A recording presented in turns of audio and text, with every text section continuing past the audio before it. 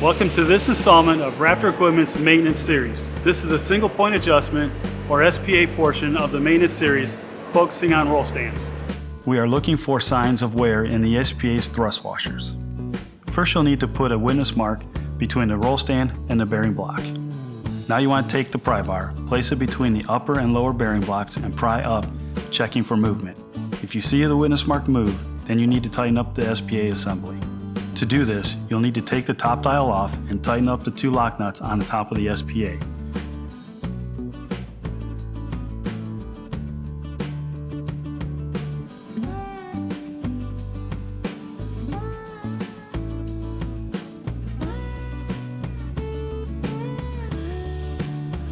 Be careful not to tighten too tight. This can cause your SPA to turn hard.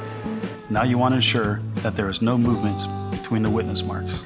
Now you can put your dial on and you're ready to go. If you have any questions, feel free to give us a call or visit our website.